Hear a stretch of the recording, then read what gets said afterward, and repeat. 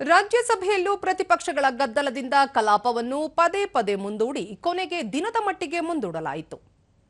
ಬೆಳಗ್ಗೆ ಸದನ ಆರಂಭವಾದಾಗ ಸಂಸದೀಯ ಸ್ಥಾಯಿ ಸಮಿತಿ, ಸಾರ್ವಜನಿಕ ಲೆಕ್ಕಪತ್ರ ಸಮಿತಿಯ ವರದಿಗಳನ್ನು ಮಂಡಿಸಲಾಯಿತು. ಕ್ಷೇತ್ರ ಪುನರ್ವಿಂಗಡಣೆ ವಿಷಯವಾಗಿ ಡಿಎಂಕೆ ಮತ್ತು ಇತರ ಪ್ರತಿಪಕ್ಷಗಳ ಸದಸ್ಯರು ಪ್ರತಿಭಟನೆ ನಡೆಸಿ ಗದ್ದಲ ಉಂಟು ಮಾಡಿದರು.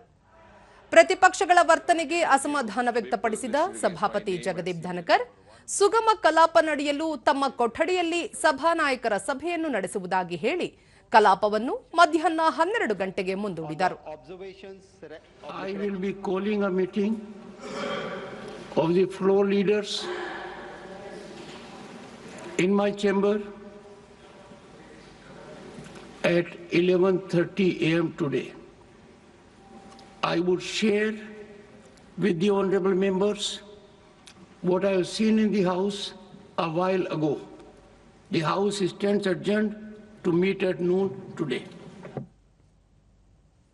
ಆನಂತರ ಪರಿಸ್ಥಿತಿ ಅದೇ ರೀತಿ ಮುಂದುವರೆದಿದ್ದರಿಂದ ಮಧ್ಯಾಹ್ನ 12:15ಕ್ಕೆ ಆನಂತರ 2 ಗಂಟೆಗೆ ಕೊನೆಗೆ ದಿನದ ಮಟ್ಟಿಗೆ ಕಲಾಪವನ್ನು ಮುಂದೂಡಲಾಯಿತು.